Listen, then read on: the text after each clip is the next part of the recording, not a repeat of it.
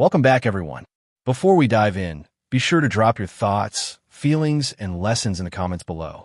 Like the video and subscribe so you never miss stories like this. Let's get into it. I never expected to tell strangers my business, but my life turned into something I could not carry alone. I am Quincy Randall, 38, black, raised in Houston, Texas, and I built my world on work and loyalty. The woman I married, the people I trusted, and even parts of my family helped crack that world open. I'm not writing for sympathy. I am writing to put the events in order exactly as they happened because silence kept me stuck. What followed broke my pride, tested my patience, and forced me to rebuild quietly and keep my peace intact. I grew up in Houston's 3rd Ward, in a duplex where the air conditioner rattled and the bills sat on the counter like warnings. My mother, Denise Randall, worked double shifts at a medical billing office and still came home to cook, check homework, and keep us steady. My father left when I was 10, and the only thing he kept consistent was his distance. I watched my mother stretch groceries, negotiate rent, and refuse help that came with strings. I promised myself my own family would never feel that uncertainty again. I carried that promise into decisions I made. I put myself through community college first, then transferred to a university downtown, paying tuition with night work and small side jobs. I skipped parties, kept my head down, and learned how to read contracts before I learned how to relax. At 26, I opened my first small business, a property maintenance company that started with one used truck and a toolbox. I took calls at midnight, drove across town before sunrise, and reinvested everything. When cash was tight, I sold my watch and delayed meals because quitting was not an option. My sisters, Sable and Renee, saw it daily. By my early 30s, the work had multiplied into real money. I bought distressed houses, fixed them with reliable crews, and built a steady stream of rentals. I partnered with a friend to open a small used car lot, then expanded it when the numbers stayed strong. I learned about index funds, private notes, and how to keep my businesses separate so one mistake could not sink all of them. For the first time, my checking account did not decide my mood. I could breathe without counting days until payday. I started imagining a home where laughter was constant for us. That is when I met Liana Cross at a friend's wedding in New Orleans. She wore a deep green dress, laughed easily, and spoke to everyone like she had known them for years. We talked near the dessert table while the band played, and she asked real questions about my work, my mother, and what I wanted next. When I gave her my number, she texted before I reached the hotel. Within a week, we were eating beignet at breakfast and planning our first date back in Houston. My friend said her energy matched mine, and I believed them then. Dating Liana moved fast. We ate at expensive places in River Oaks, drove down to Galveston on Saturdays, and took quick flights whenever my schedule opened. After I closed my first 7-figure deal, I booked an impulsive weekend in Miami, and she posted photos like we were a brand. My crew joked that I had finally been caught, and I laughed with them. I was proud to spoil her because I saw her as my reward for years of grinding. She accepted every gift without hesitation, like it was owed. I told myself generosity was love, and love required giving. We married 2 years after that wedding. The ceremony was large, staged, and expensive, just how Liana wanted it. She told me she wanted to stay home once we had children, and I agreed because my income could carry it. A year later, our first son, Jaden, arrived. 3 years after that, Cameron was born. I built a new house on the outskirts of Houston, put money aside for both boys' college funds, and made sure the mortgage was comfortable. Our holiday photos looked perfect to outsiders, including my relatives. People said we were blessed, and I nodded and agreed. For a while, I felt genuinely settled. I walked into the house and smelled Liana's candles, heard cartoons from the den, and watched the boys sprint toward me in socks. Liana hosted friends in our living room, poured wine, and laughed loudly. When she kissed me, it looked normal, and I accepted the surface as the truth. Still, I noticed moments when she looked at me with a flat expression, then turned it off when someone entered. I blamed stress, boredom, and my own long hours. I kept paying for spa days and shopping trips. I called it maintenance work. The first signs showed up in small habits. Liana kept her phone face down and reacted quickly if I picked it up to move it. She stepped into the backyard for calls and shut the patio door behind her. She started saying she needed girls' time more often, then returned after midnight with stories that did not line up. More than once I caught a faint cologne on her sweater that did not match anything in my closet. When I asked direct questions, she answered with a smile and changed the subject. I told myself I was being dramatic again. Last fall, I came home late from a business dinner with flowers and takeout from her favorite place. The house was dim, but laughter drifted from the kitchen, loud and careless. I walked toward it and stopped when I heard my name. Liana leaned back with a wine glass and said, "He is too slow to realize I have been cheating." Her friends laughed as if it were entertainment. One woman said she admired the nerve. Another said I probably believed Liana was a saint. I stayed out of sight and listened until my hands went numb right there quietly. I backed away, stepped outside, and sat in my car with the engine off. My chest felt tight, and I stared at the lit kitchen window like it could explain itself. Part of me wanted to rush inside and demand answers. Another part wanted to believe I had misheard. I stayed parked for hours, watching her friends leave, hearing the last bursts of laughter through the walls. When the lights went out, I still did not move. I kept replaying the sentence, and the way everyone laughed at it. I drove around until dawn, then returned as if nothing happened. The next morning, Liana acted normal. She made eggs, asked about my meeting, and spoke in the same pleasant tone she used when guests were around. I watched her hands and her face, waiting for a slip, but she stayed smooth. I did not accuse her, because I knew she would deny it and turn the blame onto me. Liana had a pattern. When cornered, she attacked. So I decided to collect proof first, for my own sanity and for any court fight.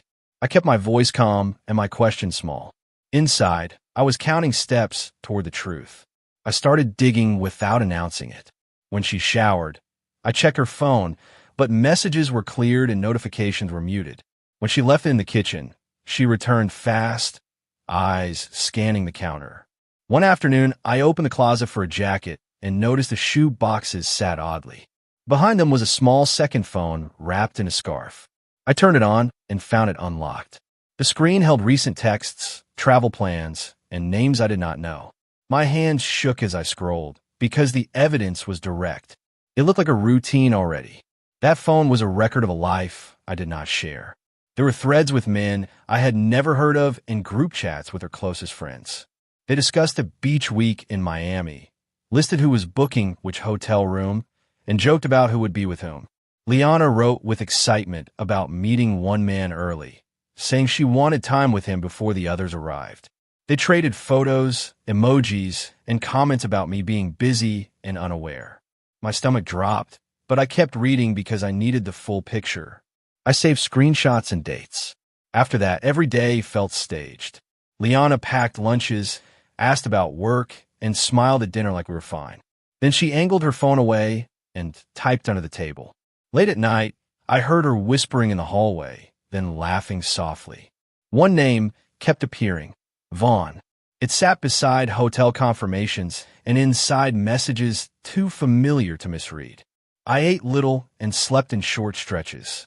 I still did not confront her because I needed to know how far it went. I told myself facts would protect me. Without them, she would call me crazy and win. A different suspicion surfaced when I replayed older moments. When Cameron was born, Liana's mother, Marcia Cross, joked that he did not look like anyone in my family. People laughed, and I smiled because I did not want conflict. Now that comment landed differently. I studied old photos, then caught myself and hated it. Still, the doubt stayed. If Liana could cheat without shame, she could lie about anything. The idea of a DNA test felt humiliating, but I could not ignore it. I decided I would rather know the truth than live with questions. I stayed steady with them. I scheduled a routine dental visit and told Liana I would take the boys. At the clinic, during a break, I used the swabs I had ordered and took samples from Jaden and Cameron. My hands trembled, and I had to steady them against the counter. The boys asked questions, and I said it was for a school project. I mailed the kit that afternoon and memorized the tracking number. For 2 weeks, I worked on autopilot, signed papers, returned calls, and acted normal. At home, I watched my sons play and felt my throat tighten. I told no one. The results arrived on a Thursday afternoon. I opened the email alone in my office and read it twice because my mind resisted it. The report said Jaden was not my biological child. The report said Cameron was not my biological child. I stared at the screen and did not move. I remembered teaching Jaden to ride a bike, holding Cameron during fevers, and clapping at school plays. Those memories were real, but the foundation under them shifted. I closed my laptop, sat in silence, and felt hollow, like something had been taken without permission. I stood up and worked. That night, I spoke as little as possible. Liana moved around the kitchen, checked her phone, and laughed at messages while the boys watched television. She stepped in the laundry room to call someone and used the playful voice I remembered. I sat at the table and watched the ceiling fan. When she asked if I was tired, I said work was heavy. She nodded and went back to typing. I felt trapped in a nightmare where everyone else had the script. The next morning, I waited until she finished her coffee so my voice could stay steady for once. I said, "Liana, I know what you have been doing." I listed the trip, the other men, and the tests. She did not look shocked. She set her cup down, crossed her arms, and said I had no right to search her things. She said if I paid attention, she would not need anyone else. She called me pathetic for snooping and told me to stop acting like a detective. When I stayed quiet, she added names meant to sting. Weak, boring, and not man enough. That night, she locked the bedroom door and left me on the couch alone. The next week felt cruel. She texted openly, smiled at her screen, and answered calls in the same room as me. She acted like I was invisible, except when she wanted to remind me I was replaceable. I heard her say Vaughn's name out loud and saw her smirk at my reaction. I moved around the house quietly so the boys would not see tension. Friends asked why I had gone silent. My mother said my voice sounded wrong.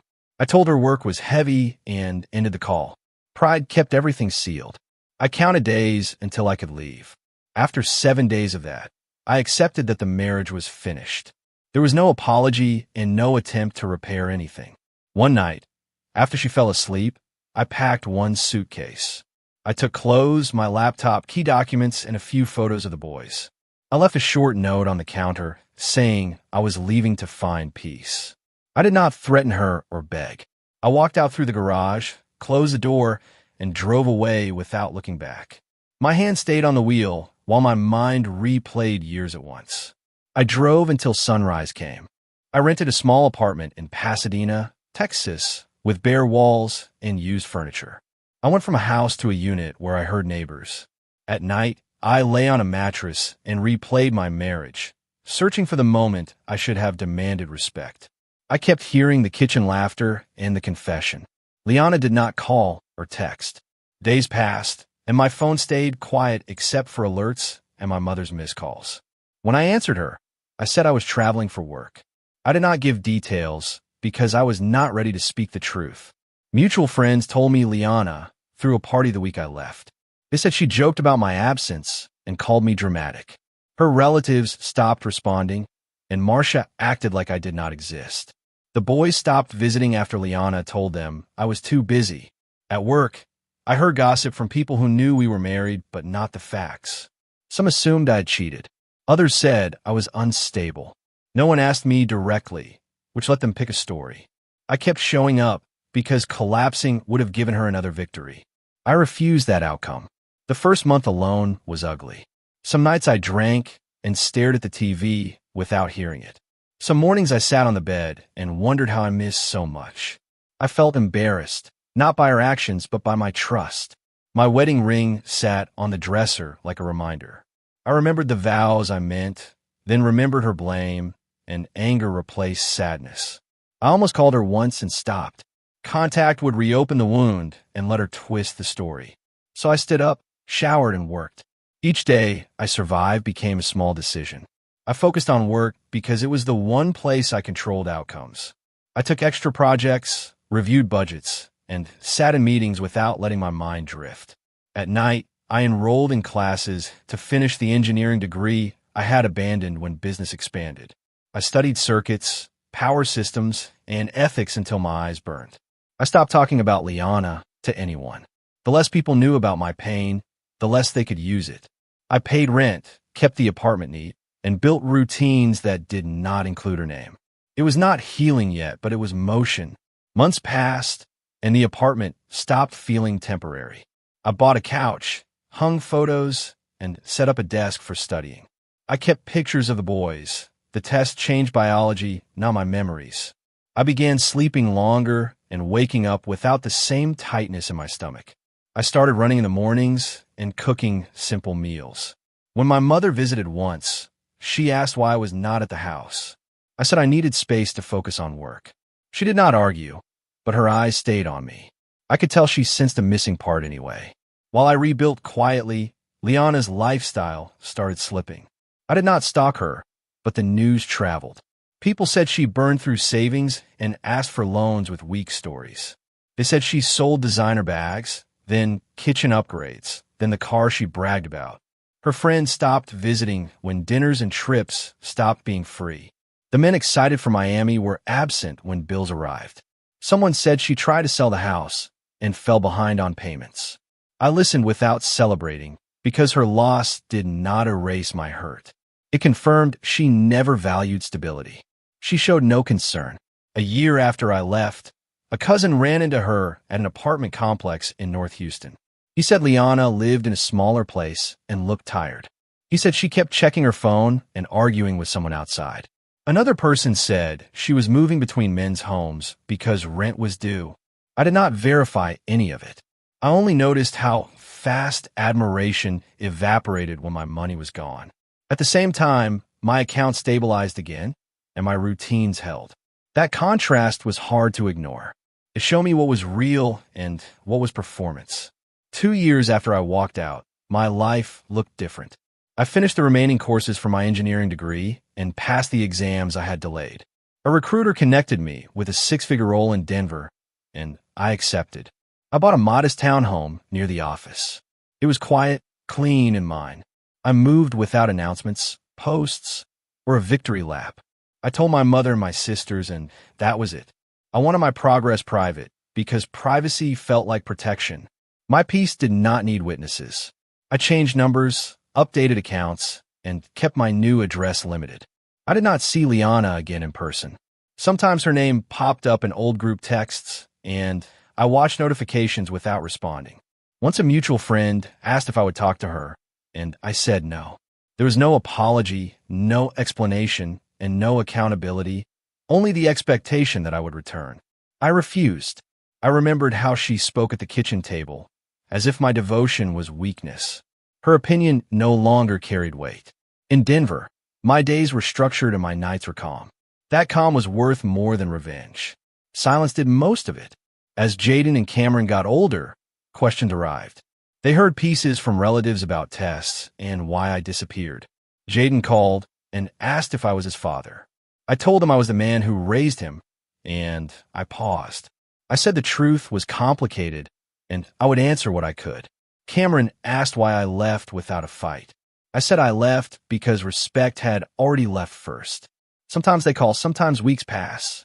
When I pick up, I listen more than I speak.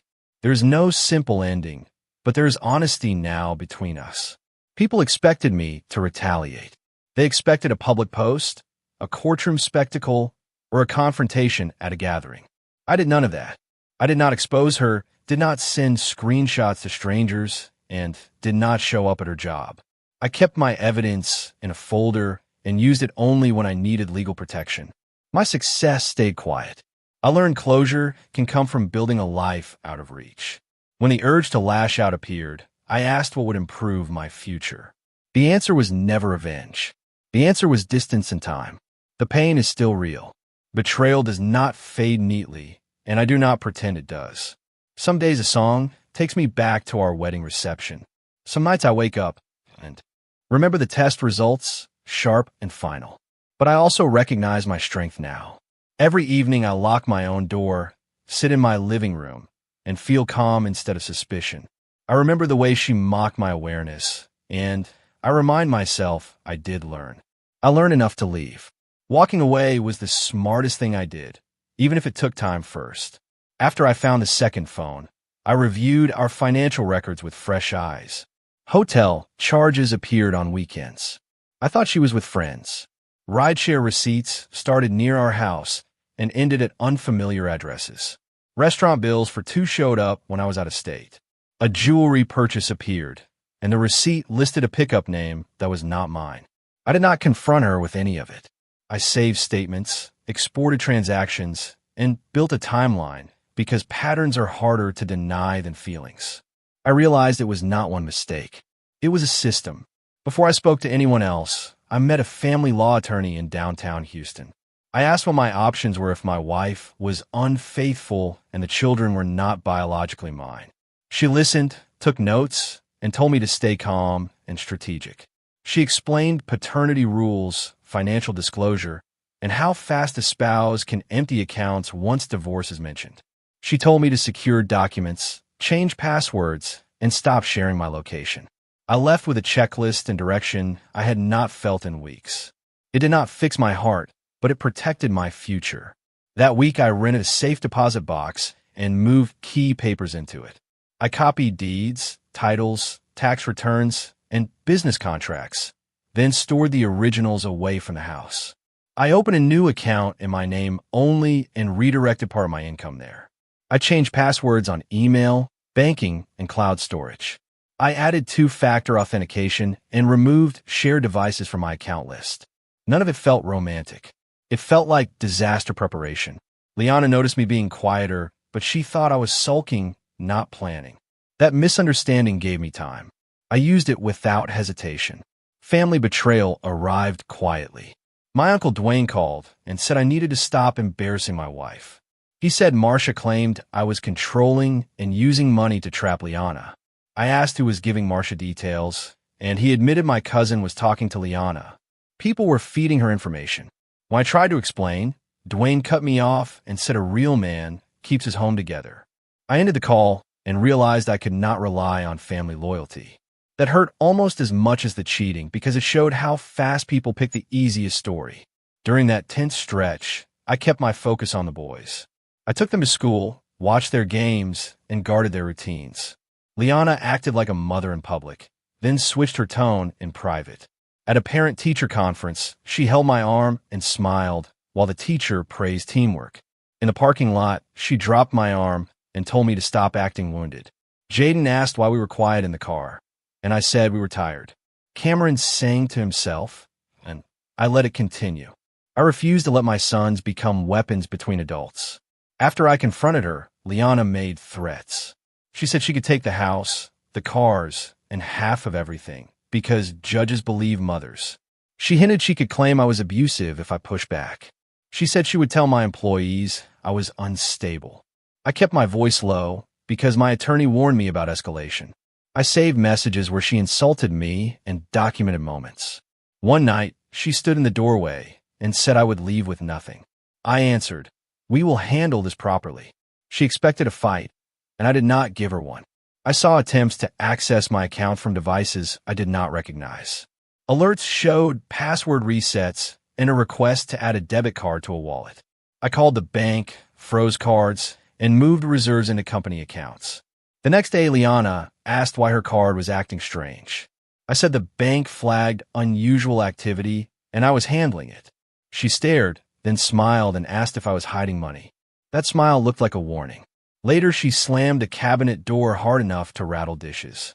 I stayed calm and cooked dinner for the boys. After I left, the legal process started. My attorney filed paperwork and requested orders to prevent assets from disappearing. I provided a timeline, screenshots, plans, and the test results. Liana responded through her lawyer with a denial and complaints about me working too much. Reading that felt surreal because she wrote as if my effort was the main issue. Court dates were weeks out, and the waiting tested me. I kept paying the boys' expenses because I would not punish them. When Liana demanded I return home, I said communication should go through counsel. She called me cold. I called it necessary. At the first hearing, Liana arrived dressed sharply and cried on cue. She told the judge she felt abandoned and said I was punishing her. When my attorney presented records, Her face shifted from sadness to irritation. The judge did not discuss cheating, but warned both sides about moving money or hiding assets. He ordered temporary financial boundaries and set another date. Outside, Liana tried to speak to me without her lawyer. She said I was humiliating her. I said I was protecting myself. She called me selfish, and I walked away. I learned that conversations with her were always traps. Running businesses during divorce rumors was another test. Employees watched my face, trying to guess what was happening. A supplier asked if my wife was leaving, and I said my personal life was not for invoices. I tightened procedures, delegated, and ensured no person had access to every account. I stopped attending events where gossip was entertainment. Some friends drifted because I would not give details. Others stayed and checked on me without questions. That difference showed me who valued me beyond my lifestyle. When loneliness returned, I reminded myself that stability requires boundaries. I was done paying for appearances. In Pasadena, I scheduled therapy because my sleep was still broken. The counselor asked what I felt when I heard Liana laugh about cheating. I said humiliation, anger, and disbelief. She asked what I felt when I read the DNA results. I said grief, confusion, and guilt, even though the boys had done nothing wrong. She told me guilt is not the same as responsibility. That sentence gave me a tool. I started naming emotions instead of drowning in them. I learned to separate my identity from her betrayal. Each session was uncomfortable, and I kept going until progress showed. The hardest days were the boys' birthdays.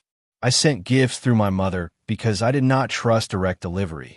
One year, I mailed Jaden a watch engraved, "Proud of you." Liana texted that I was buying love, then posted photos anyway. I did not argue. Another year, I asked to take Cameron to dinner, and she said he had plans. When I called him, the phone went to voicemail. I learned to expect obstacles and still show up. I wrote letters and kept copies because one day they would ask. Parenthood does not end because adults behave badly, still. Friends try to set me up to boost my confidence. I went on one dinner date with a nurse named Taryn Bishop. She asked what happened in my marriage, and my throat tightened. I gave a short answer and changed the subject. After dinner, she said to call when I was ready. I did not call because I was still guarding a fresh wound. Instead, I focused on building a life where my mood did not depend on anyone else. I filled my calendar with classes, work, and exercise. Healing felt slow, but it was real. I needed time alone. When Liana's money dried up, her tone changed. I got a late call from an unknown number, and her voice sounded softer. She said she missed the family and wanted to talk like adults. I listened, then asked if she was calling to apologize for cheating and lying about the boys. She went silent and said I should stop bringing up the past. That answer told me everything. I said communication should go through attorneys and ended the call. She texted that I had become heartless.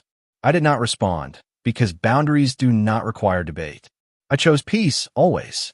Starting over in Denver felt like cleaner air. No one at my new job knew Liana, the rumors, or my old address. On day one, I introduced myself, learned names, and focused on work. I kept wedding photos boxed and placed pictures of my mother and sisters on a shelf. I built a circle through a gym, people who cared about character more than income. I learned routes and quiet places to think. On weekends, I studied for certifications and cooked meals for the week. The calm felt unfamiliar at first. Then it became normal, and normality felt like victory. The first time Jaden visited me in Denver, he looked taller and guarded. We ate lunch at a diner, and he watched me closely. He asked why I left Houston and why I did not fight harder. I said I fought for my dignity by leaving lies. He asked if I still love them. I said love is why it hurts and why I stayed. Cameron joined later and asked if I was angry at them. I said I was angry at betrayal, not at children. We did not solve everything, but we started speaking plainly. That mattered to me. As they were leaving, Jaden asked if the DNA results meant we were strangers. I told him biology cannot erase years of care. I reminded him I showed up and stayed present. I said those actions made me a father in every way that mattered. He nodded and looked away. Cameron hugged me and said he would call. When their car pulled away, the street went quiet. I realized I was grieving two things at once: a marriage built on lies and a family structure that needed rebuilding. Then I went inside and washed dishes because life required ordinary tasks. Looking back, I see where I ignored information because I wanted the picture to stay pretty. I overlooked how Liana treated people she did not need. I confused chemistry with character. I learned wealth does not protect you from disrespect. If I could speak to myself, I would tell him to watch patterns, not promises. I would tell him to keep safeguards, because people can change when comfort arrives. I would tell him to listen when his body feels uneasy, because intuition is data. Most of all, I would tell him that leaving is not failure when staying destroys you. My relationship with my mother and sisters deepened after everything happened. When I told Denise the truth, she asked what I needed. Sable helped with paperwork, and Renee stayed ready if the boys ever visited. Their support showed me how little I had shared while married. I had protected an image instead of leaning on family. Not everyone earned access. I stopped answering my Uncle Dwayne and ignored the cousin who fed Liana information. Cutting them off felt harsh, but peace requires pruning. Over time, my mother stopped asking me to forgive fast. She saw that forgiveness is not re-entry. Now, people meet a calm man with a steady career in life. They do not see nights in Pasadena when I sat on the floor and swallowed shame. They do not see the morning I opened the DNA report and went still. I do not offer those scenes unless someone earns them. I protect my private life the way I protect accounts, with boundaries and patience. I believe in commitment, but I put self-respect first. I love the boys, and I keep the door open for connection. What I lost taught me what cannot be purchased: peace, integrity, and clarity. If someone asked what my victory was, I would not mention money or addresses. My victory was refusing to stay where I was mocked and deceived. My victory was taking the proof, taking my dignity, and walking out before bitterness changed me. Liana spoke about me as if I would never notice the truth. She was wrong. It took time, but I saw it clearly, and I chose myself. I rebuilt in steps, protected my peace, and kept my values intact. Some people will never respect that ending because it is not loud, but it is real, and it is mine. If this story made you think differently about trust, loyalty, or protecting your peace, hit the like button and share this with someone who needs a reminder that walking away can be the strongest move. And tell me in the comments, was Quincy right to leave quietly, or should he have exposed everything? The end.